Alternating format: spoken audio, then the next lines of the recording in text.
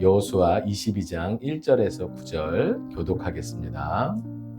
그때에 여호수아가 루벤 사람과 갓 사람과 므낫세 반 지파를 불러서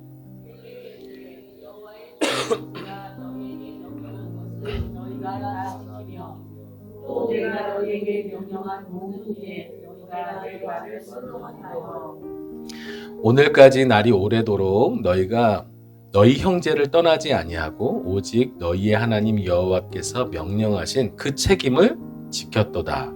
이제는 너희의 하나님 여호와께서 이미 말씀하신 대로 너희에게 안식을 그런즉 이제 너희는 여호와의 종 모세가 유다 전투에서 너희에게 준 소유지로 가서 너희의 장막으로 돌아가시니 오직 여호와의 종 모세가 너희에게 명령한 명령과 율법을 반드시 행하여 너희의 하나님 여호와를 사랑하고 그의 모든 길로 행하며 그의 계명을 지켜 그에게 친근히 하고 너희의 마음을 다하며 성품을 다하여 그를 섬길지니라 하고 여호수아가 그들에게 촉하여 너희에게 그들이 자기 장막으로 갈 거라.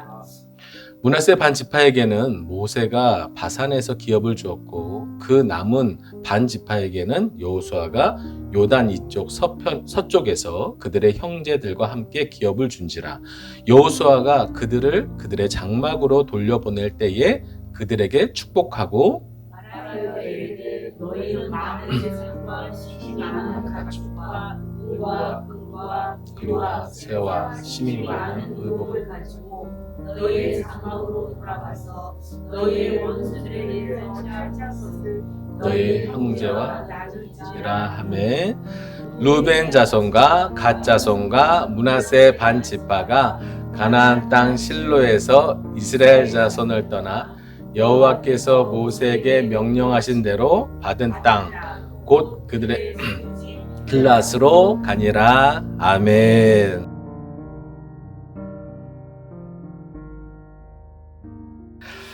날이 점점 추워지고 있는데요. 파주의 날씨를 혹시 처음 경험하시는 분들도 계실 것 같아요. 제가 2015년에 파주 와서 파주는 춥구나를 경험한 이후에 혹독한 서울 저쪽 남쪽에 살다가 파주는 좀 많이 춥더라고요. 그런데요, 이 파주보다 더 추운 곳이 있죠. 그 극한의 추위와 싸워야 하는 남극이라는 지방이 있습니다. 그런데요, 이 남극 지방에 저희가 그 기호하는 펭귄들이 살잖아요. 남극에 펭귄들이 살아요. 이 펭귄들이, 특별히 황제 펭귄들이 그 남극의 극한의 추위, 영하 무려 40도 이상을 떨어지는, 그리고 이하로 떨어지는, 그리고 바람이 한번 불기 시작하면 시속 140km로 몰아치는, 그러니까 체감 온도가 어마어마하죠. 이게 남극입니다. 이게 남극이에요. 남극에 사람이 살 수가 없잖아요. 추워서. 펭귄들은 살아가는 거예요. 그런데 어떻게 살아가냐면 허들링이라는 특별한 그들의 방식으로 살아갑니다. 펭귄들이요, 무리를 지어서 그 매서운 바람과 극한의 추위에도 불구하고 그들이 남극의 겨울을 났는데요. 그들이 그 무리를 지어서 원을 만들어서 아기 펭귄들이 가운데에, 그리고 점점 이렇게 무리를 짓는데, 그럼 그렇게 연약한 펭귄들이 가운데, 그래도 등치가 있는 펭귄들이 바깥에만 서는 건 아니고요. 그들이 허들링을 통해서 안에 있는 펭귄들이 바깥으로, 바깥에서 추위를 막았던 펭귄들이 다시 안으로 들어가며 그렇게 순환하며 그 매서운 추위들을 이겨내는 거죠. 그러니까 만약에 펭귄들도 혼자였으면 결국 그 추위에 얼어 죽을 수 있는데, 그럼에도 불구하고 그들이 이렇게 허들링을 통해서 그 극한의 추위를 이겨내는 방법을 터득한 것이죠. 우린 이러한 자연에서요, 정말 하나님의 섭리들을 배워요. 경이롭죠. 하나님이 이 땅을 창조하시고 그 안에 담겨놓은 그 질서들을 보면 하나님이 이 땅에서 하나님의 나라를 세워가시는 그 질서와 지혜를 배우게 되는데요. 오늘도요, 하나님께서 이렇게 공동체, 가족 혹은 그 교회, 하나님의 나라를 세워가는 그런 방식에 있어서 이렇게 허들링을 사용하신다는 거죠. 하나님께서 결코 한 사람만의 탁월함이나 우월함을 통해서 하나님의 나라를 세워가는 것이 아니고요. 연약하든 강하든 그거와 상관없이 그 공동체에 모인 한 사람 한 사람 구성 요소를 통해서 하나님이 함께 하나님의 교회와 하나님의 나라를 지어져 가시도록, 세워져 가도록 하나님이 섭리하신다는 거죠. 한 사람의 탁월한 지도자로만 만들어지는 것이 아닙니다. 단순하게 모세, 여호수아 혹은 그 유명한 다윗 한 사람의 지도자도 중요하지만 그 지도자와 하나님이 세운 그 지도자와 함께 하나님이 많은 가족, 식구, 지체들을 붙여주셔서 오늘 말씀에서는 형제들을 붙여주셔서 그렇게 하나님의 나라 공동체를 세워가시는 방법을 배우게 하시는 거죠. 오늘 여호수아 강의 22번째 시간을 통해서 우리도 하나님의 나라를 세워가는 이 방법을 함께 좀 배우고 지혜를 얻는 시간이 되기를 소망합니다. 네, 요단 동편의 지파들이요, 이제 떠날 때가 됐어요. 왜냐하면 그 땅에 드디어 전쟁에 그치고 아직 남아있는 정복해야 할 숙제는 남아있지만 이제 하나님께서 이제 요단 동편에서 함께 싸웠던 지파들을 다시 동편으로 돌려보내는 그 일들을 하시는 거예요. 요단 동편에서 함께 싸웠던 지파가 누굽니까? 루벤, 갓, 므낫세의 반 지파가 함께 지금까지 한 7, 8년 동안에 함께 싸워왔습니다. 그리고 이 땅에 안식이 찾아왔고 다 분배가 맞춰졌고 이제 그들의 귀환이 남은 시점이죠. 여호수아는요, 요단 동편의 지파들을 불러서 그들에게 축복과 함께 당부를 하며 자신들의 가족이 있는 요단 동편으로 돌려보내는데요.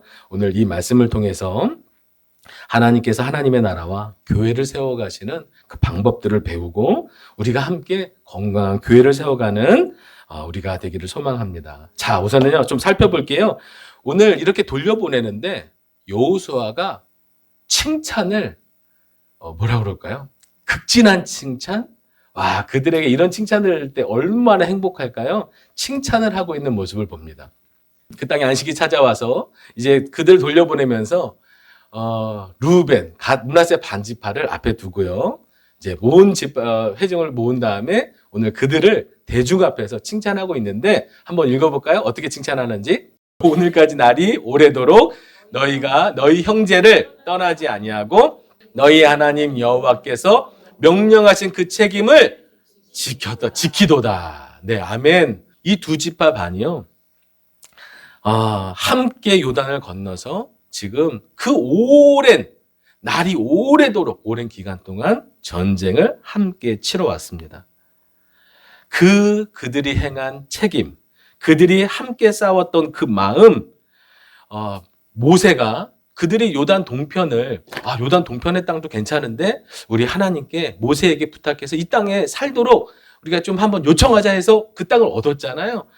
그랬을 때는 사실 분위기가 안 좋았어요. 왜냐하면 왜 너희만 이 땅에서 안식하려느냐? 아직 우리는 강을 건너서 가나안 땅과 싸우지도 않았는데 너희가 약속의 땅도 아닌 이 땅을 달라고 하면서 너희들만 편하려는 거 아니냐라는 오해 때문에 불편했던 적도 있습니다. 그런데요, 조건을 걸었죠. 너희가 함께 건너가서 그 땅에서 전쟁을 함께 치른다면 이 땅이 너희의 약속의 땅이 될 것을 모세를 통해서 말씀하셨고 하나님께서, 그리고 그들이 지금까지 그것을 수행, 이행, 책임지고 지금까지 왔던 것이죠. 그 책임을 다한 것에 대하여 여호수아가 오늘 정말 이 두 지파 반을 칭찬하고 격려하고 축복해 주고 있습니다. 자신들의 안위와 편안함과 안식을 뒤로하고 형제들을 위하여 어떻게 한 거예요? 함께 싸우는, 희생하는 그런 태도는 어떤 거죠? 고귀하잖아요. 그들의 그 고귀한 태도 앞에 여호수아가 이스라엘 백성의 지도자로서 그들을 칭찬하고 있는 대목을 보는 것이죠. 그들의 순종, 그리고 헌신, 섬김, 이 희생에 대하여 칭찬을 합니다. 그들이 만약에 그 요단 동편에 좋은 땅을 그 땅만 누리고자 했다면 이런 선택을, 이런 순종을 보이지 않았겠죠. 그들이 자신들이 맹세한 대로 서편의 땅을 다 차지할 때까지 자신들은 그 안식을 누리지 않았습니다. 무엇보다도요, 이들이 전쟁을 치를 때에 다른 지파들보다 선봉에 섰다는 거예요. 자신들은 이미 땅을 얻었지만 끝까지 솔선수범으로 선봉에 서서 함께 싸워준 그 마음에, 그 희생에 여호수아가 칭찬, 격려, 그들을 축복하고 있는 것이죠. 그 땅을 누릴 충분한 자격이 되었다는 것입니다. 그 땅을 얻었기 때문이 아니라 하나님과 그리고 형제들과 함께 했던 그 마음에 축복을 하고 있는 것이죠. 하나님께서는요, 이 두 지파 반이 동편에서 이미 땅을 얻었잖아요. 그럼 12지파에서 나머지 지파들이 강을 건너가서 싸우게 된다면 숫자에 밀려서 질까요? 저는 그렇게 생각하지 않습니다. 이스라엘 백성들이 위대해서 하나님은 그들을 구원했습니까? 이집트에서 그들을 구원해내시고 광야를 걷게 하시고 모든 것을 인도하신 분이 누구신가요? 하나님이시죠. 사람의 많고 적음에 전쟁의 승패는 없습니다. 누구에게 있나요? 하나님이 하시는 거예요. 하나님의 수에 밀려서 지시는 분이 아니죠. 지금 이 두 지파 반이 지금 하나님께서 너희들이 먼저 건너가서 선봉에 서서 싸울 것을 말씀하셨을 때에 이것은요, 이스라엘 너희들이 빠지면 지기 때문이 아니에요. 무엇을 위해서 그들을 지금 함께 하라고 하시는 거죠? 그들을 위해서요. 그들을 위해서. 그들이 끝까지 함께 할 때 하나님의 공동체 안에서 하나님이 주신 축복을 함께 누릴 수 있기 때문이죠. 하나님께서요, 그들을 전쟁에 참여시켜서 희생하게 하시고 고난받게 하시고 힘들게 하시려고 그들을 참여하라고 말씀하시는 게 아니고요. 그 과정이, 그리고 그 결과가 그들에게 오히려 뭐가 되는 거예요? 축복이 되는 거예요. 축복이 되는 거죠.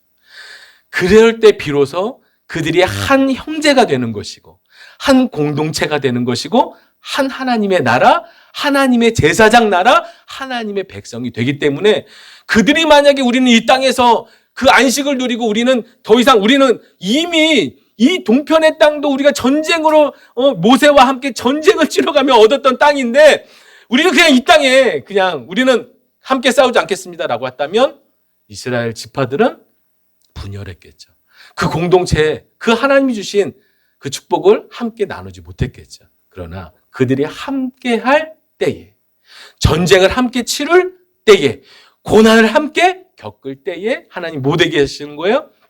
하나님의 은혜를 함께 누릴 수 있는 은혜 공동체가 되게 하시는 거죠. 그러니 이 두 지파 반의 이 전쟁 참여는요, 단순히 전쟁을 이기기 위한, 수를 늘리기 위한 방법이 아니고요, 하나님의 입장에서 그들에게 진정한 은혜와 축복을 주시기 위한 방법이었던 것입니다. 그들이 그 하나님의 말씀에 순종해서 어떻게 했어요?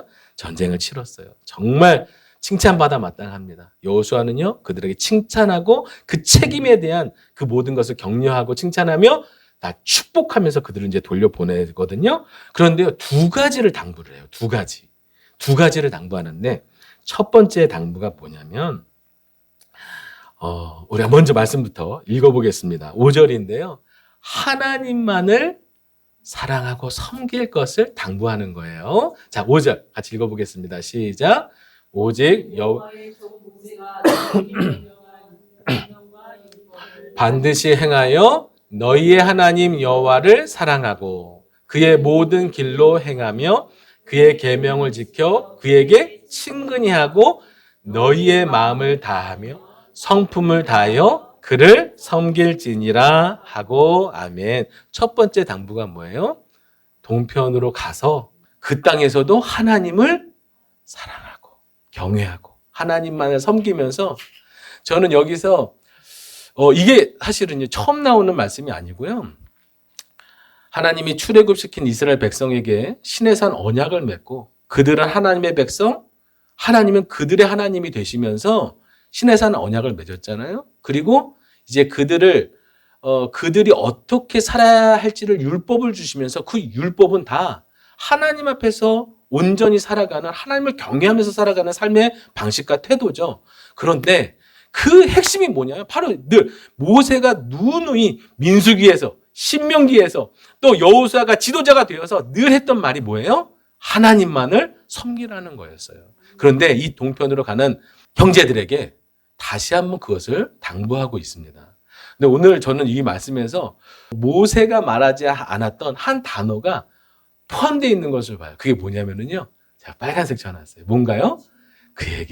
여기서 그 얘기는 누군가요? 하나님 여호와, 하나님에게 친근히 하라는 거예요. 자, 하나님을 사랑합니다. 그리고 그의 길로 행하며 계명을, 율법을 다 지켜서 순종해요. 그리고 마음을 다하여 성품을 다하여 하나님만을 섬겨요. 그런데요, 그 안에 하나님하고 친근해지는 그것을, 하나님만을 그냥 마음으로만 사랑하고 그냥 열심히 땀내면서 수고하면서 섬기는 것뿐만이 아니고 정서적으로 뭐예요? 하나님하고 가까운 친밀한 그 삶의 태도를, 그 믿음의 태도를 지켜나가는 거예요. 오늘 이 구약에서요, 여호수아는요, 그렇게 사랑하고 율법을 지키며 순종하며 살아갈 때에 그에게 하나님 앞에 친근히 하나님을 가까이 살아갈 것을 강조하고 있어요. 자, 그런데요, 이렇게 모세가 그 광야이든 또 약속의 땅이든 이렇게 하나님과 친밀히 살아가는 것이 왜 중요하냐면 바로 이것이요, 우리 신앙의 본질이고, 또 이것이 가나안 땅에서 요단 동편의 그 좋은 땅을 가더라도 그 땅이 마냥 축복의 땅이 되지 않을 수 있기 때문이에요. 보세요. 다 전쟁도 끝났어요.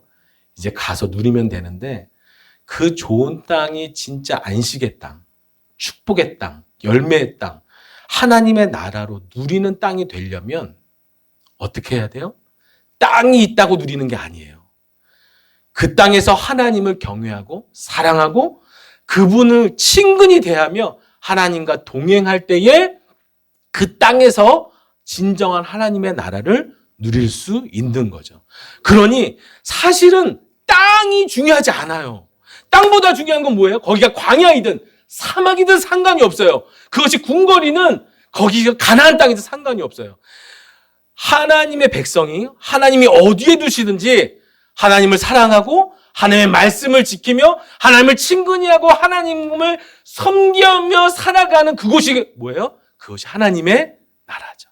그것이 하나님의 안식이죠. 진정한 안식은 하나님, 그 크신 팔에 안긴 자에게 주시는 축복이 안식이죠. 오늘 요단 동편으로 가는 이 두 지파 반에게 그걸 깨닫게 하는 거예요. 너희는 그 좋은 땅으로 가지만 그 땅이 진정한 안식을 줄 거라고 착각하지 말라라는 거예요.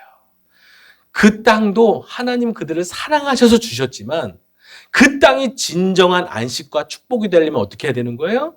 하나님을 경외하고 하나님을 사랑하고 하나님을 친근히 하고 가까이 그분을 섬기며 살아가는 것이 진정한 축복임을 깨닫는 우리 예배자 되시길 축복합니다. 네, 그런데요, 또 하나가 중요한 게 있어요. 그렇게 이 신앙을 강조하는 이유가 있습니다. 여호수아가 너희 가서 반드시 어떤 일이 있어도 여호와 하나님만 사랑하고 섬겨야 되는데 왜 그러냐면 지금 상황이 뭐예요? 12지파 중에서 2지파 반이 나눠지는 상황이에요. 그죠? 헤어져 보셨나요? 강을 건너서 이제 각자의 터전, 우리 언제 밥 한번 먹지? 해서 만날 수 있는 사이가 아니에요. 자, 이제 헤어지는 겁니다. 원래는 이스라엘이라는 하나님의 공동체가 되었어요. 제사장 나라가 되었어요. 그런데 지금 지파가 지금 나눠지는 상황이 된 거잖아요. 그리고 그 땅은 안타깝게도 원래 정확히 말하면 약속의 땅이 아니었기 때문에 위험해요. 그들의 요청에 의해서 하나님 주셨지만 원래 하나님 약속의 땅이 아니었단 말이에요. 그런 모든 상황과 정황 속에서 그들이 분리될 것을 염려한 여호수아는 뭐예요? 너희들이 몸은 떨어지고 떨어진 땅에서 살지만 우리가 하나님 앞에서 한 공동체, 하나님의 제사장 나라, 하나님의 백성인 것을 확인하는 방법이 뭔가요? 한 하나님을 섬기는 거예요. 한 하나님을 섬길 때 그들이 진정한 신앙 공동체가 되는 거죠. 땅이 중요하지 않아요. 어디 사는지가 중요하지 않아요. 얼마나 저기 땅이 좋고 나쁘냐가 중요하지 않아요. 얼마나 우리가 백성이 많고 적느냐가 중요하지 않아요. 뭐가 중요한 거예요? 우리가 한 하나님을 섬기는지, 우리를 구원하신 하나님이 그분이신지를 아는 것이 중요한 거죠. 그래서요, 여호수아는 그걸 지금 강조하는 거예요. 우리가 지금 나눠지지만, 강을 건너지만, 너희들은 약속의 땅으로 돌아가지만, 그러나 우리가 여전히 하나가 될 수 있는 이유는 뭐예요? 한 하나님을 섬긴다는 거예요. 우리가 함께 어떤 이유건, 이 자리에 왜 앉아 계시건, 어떤 사연으로 오셨든지 간에 하나님을 예배 공동체로 우리를 부르신 그 한 하나님 앞에서 진정한 하나님의 나라를 꿈꾸는 한 공동체가 되기를 소망합니다. 그런 축복을 누리는 우리 예배자들 되시기를 소망해요. 자, 그래서 가장 이상적인 관계는 뭐냐면요. 여러분 그거 아시나요? 다 대부분 이제 결혼하셨으니까 부부가 하나 되기가 쉬울까요? 어려울까요? 어떻게 이렇게 잘하세요? 그렇게 오랫동안 살아도 부부조차도 하나 되기가 어려워요. 근데 자녀를 낳았어요. 중학교가 올라간 내 자녀하고 하나 되기가 내가 낳았어요. 쉬운가요? 어려운가요? 이거는요. 세상이 제일 어려운 것 같아요. 내가 낳은 자식도 사랑해서 만난 남편도 하나 되는 것이 어려워요. 그런데요. 이스라엘 백성은 어떻죠? 12지파예요. 그것도 야곱의 12아들이 이제 몇 세대를 거쳐서 수많은 백성을 이뤘고 그곳에는요. 단순한 부부와 몇몇의 소수가 아니고요. 어마한 장정, 전쟁에 나갈 수 있는 군인만 60만이에요. 그런 어마어마한 민족이 됐습니다. 그러니 그 국가가, 그 공동체가 하나 되는 게 말이 안 되잖아요. 하나 될 수 있는 조건이 아니잖아요. 근데 어떻게 그들은 하나가 될 수 있을까요? 아까도 말했지만 한 하나님을 섬기기 때문이에요. 이것을 그 다윗의 아주 절친이 있습니다.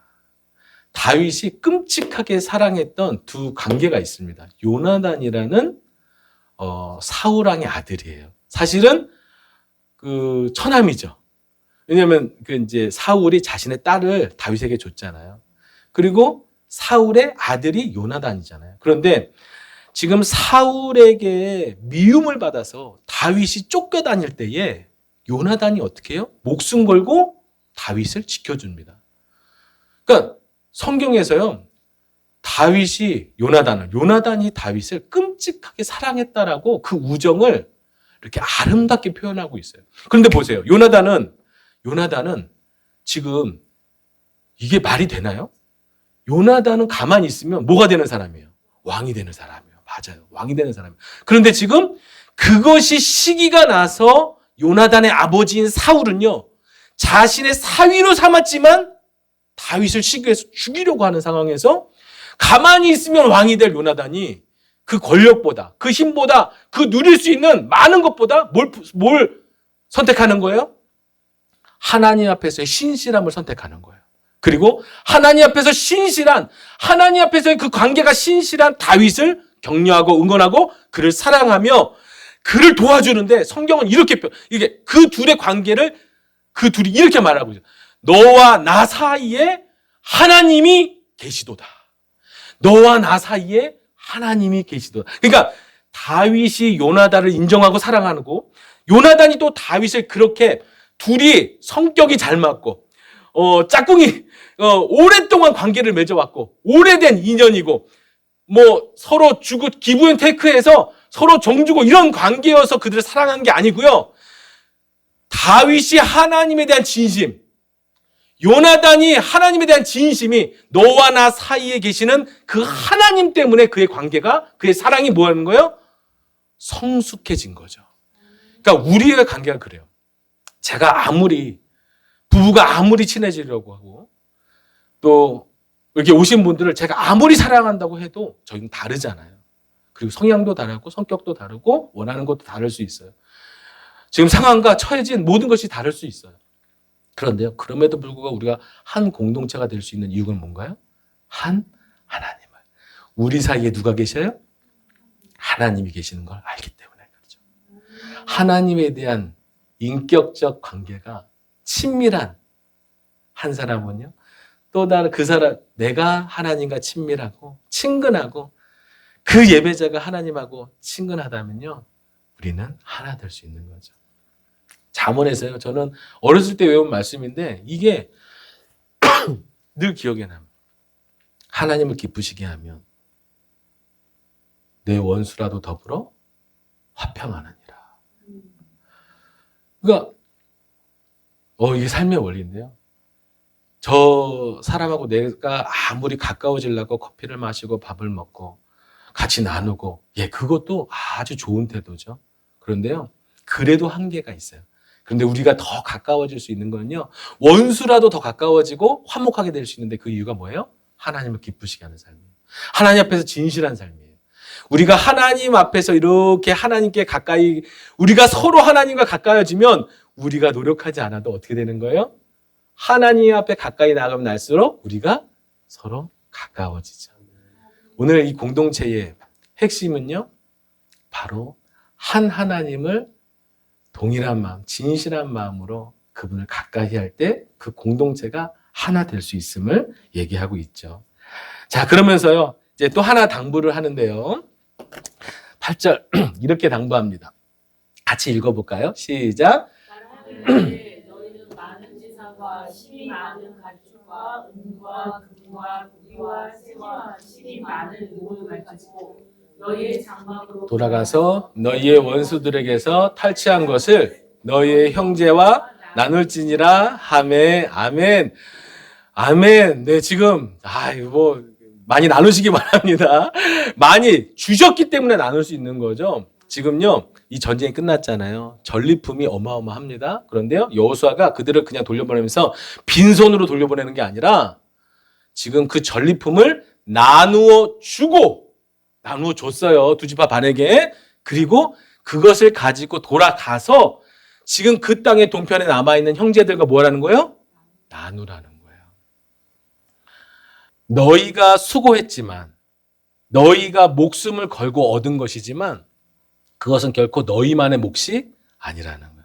공동체의 몫이고 가족의 몫이고 식구의, 우리가 함께 싸워서 얻은 거라는 것을 공동체로서 확인하게 되는 거죠.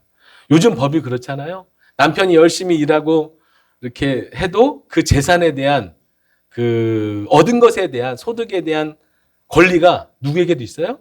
아내에게도 있잖아요. 동일한 것이죠. 앞에서 목숨 걸고 싸운 사람만이 것만이 되는 것이 아니라 뒤에서 기도해주고, 뒤에서 격려해주고, 또 그 가족을 지켜내고, 또 함께 싸울 수는 없었지만 응원하고 함께 했던 사람들과 함께 그것을 나눌 수 있도록 지금 여호수아가 당부를 하고 있는 거예요.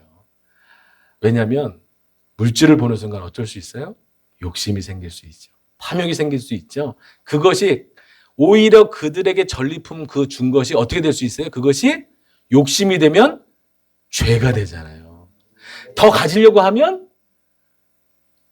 돌아가서 나눌 거잖아요. 싸우게 될 거잖아요. 그러니까 우리가 한 공동체라는 것을 알고 너희가 돌아가서 함께 나누면서 우리가 한 공동체됨을 다른 지체들에게 함께 싸우지 않았어도 우리가 한 공동체임을 그렇게 확인시키라 말씀하고 있는 거죠.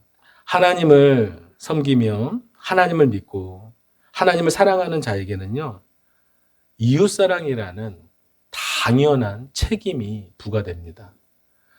그 사랑하는 방법이 때로는 전쟁을 함께 치르는 거고요. 때로는 칭찬해 주는 거고요. 때로는 축복해 주는 거고요. 때로는 믿음으로 격려해 주고, 또 나누는 이 모든 것이 이웃을 사랑하는 공동체를 만들어가는 하나님의 방법들이죠. 그러니까 성탄절이 얼마 남지 않았는데요. 이 오늘 제목이 뭔가요? 함께라고 제가 지었어요. 이들은 이제 헤어집니다. 그러나 영원히 이들은 하나님 안에서 함께 하죠. 이 함께라는 단어는 저한테 굉장히 소중한 단어인데요. 예수님께서 이 땅에 오신 이유를 성경은 이렇게 말합니다. 보라, 처녀가 잉태하여 아들을 낳을 것이요 그의 이름은 임마누엘이라 하리라 하셨으니 이를 번역한즉 하나님이 우리와 함께 계시다 함이라. 아멘. 예수님의 이름이 뭐예요? 임마누엘이라고 이름을 붙여주셨어요. 근데 예수님의 이름이 임마누엘의 뜻이 뭐냐면 함께 하신다는 거예요. 함께 하시고 싶어서 이 땅에 오셨다는 거예요. 그러니 다른 것 하지 않아도 함께 하는 것이 얼마나 소중한 것인지를 우리에게 깨닫게 해주시는 거죠. 함께 하는 게 능력입니다. 함께 하는 게 기적입니다. 우리는 함께 할 수 없는 사람이에요. 왜? 이기적이니까. 우리 안에 죄의 DNA를 갖고 있어서 내가 가장 중요한 사람인데 함께 하려면 희생을 각오해야 돼요. 섬김을 각오해야 돼요. 양보해야 돼요. 도와줘야 돼요. 피곤해요. 그런데 그 모든 것을 그 가치를 하는 이유는 뭔가요? 함께 하는 것이 더 소중하기 때문에 그래요. 예수님께서 이 땅에 오실 때에 함께 하시기 위해서 오셨어요. 그리고 말씀하실 때에요. 저는 이 말씀을 믿습니다. 두세 사람이 내 이름으로 모인 곳에는 나도 그들 중에 있는지라. 저는 교회에 크고 작음에 있다고 그것이 중요하다고 믿지 않아요. 처음에 노래하는 교회를 시작할 때 5명으로 시작할 수 있는 이유는요. 우리가 함께하는 그곳에 예수님이 함께 하시기 때문이에요. 예수 그리스도의 이름으로 모인 우리 이 가족, 이 공동체가 단순히 혈육이 아니라 우리가 각자가 예수 그리스도를 통하여 구원받은 백성임을 알고 주의 이름으로 모였다면 그곳에 누가 함께 하세요? 하나님이, 주님이 함께 하시는 걸 믿었기 때문에 그것이 광야든 사막이든 상관이 없죠. 우리가 주의 이름으로 모인 그곳이 바로 천국, 하나님의 나라가 되기 때문입니다. 오늘 시작하면서 되게 어려운 찬양을 함께 불러서 너무 죄송해요. 근데 그 가사를 함께 고백하고 싶었어요. 노래하는 교회를 시작한 이유고 정말 오랫동안 20년 동안 교회를 고민했던 목사의 고백이기 때문에 그래요.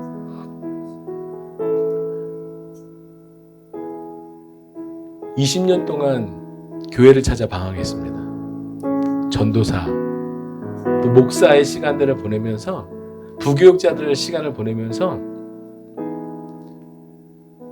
나에게 맞는 교회, 좋은 교회, 상처받지 않는 교회, 행복한 교회, 함께하는 교회를 막 찾아서 정말 방황을 했어요.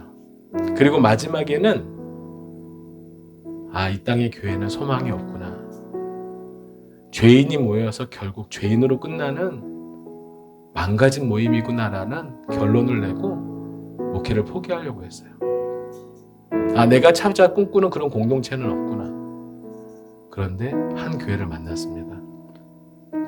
그곳에서 다시 하나님의 나라를 회복하게 되었어요. 우리 함께 이 말씀의 고백으로 오늘 기도 삼고 함께 기도하고 싶은데요.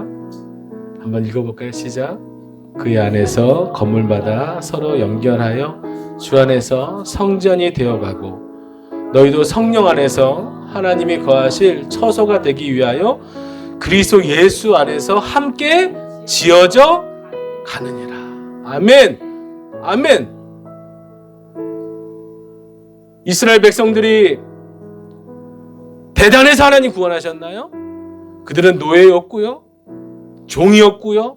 형편없는 연약한 사람들이었는데 그들을 하나님 나라 되게 하셨죠.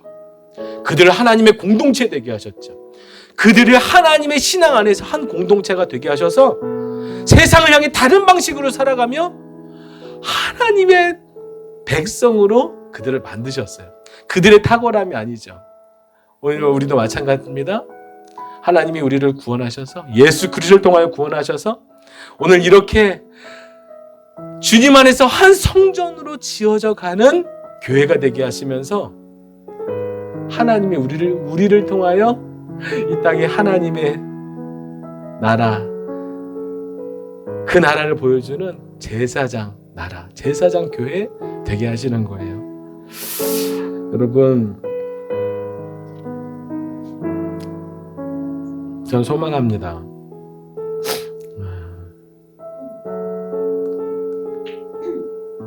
노래하는 교회에 예배하는 모든 분들이 어디서 예배하든지 간에 우리가 신앙 공동체임을, 그것이 얼마나 우리의 삶의 힘인지를 경험하는 은혜가 있기를 축복합니다. 우리는 연약하지만 함께 지어져 간다는 것을, 예수 그리스도가 그 이유로 이 땅에 오셨고 우리를 한 공동체로 부르셨고 이 땅의 모든 교회가 하나님 앞에 그리스도의 몸이라는 것을 배워가는 예배자 되셨으면 좋겠습니다. 그래서 함께하는 것이 정말 소중한 거구나.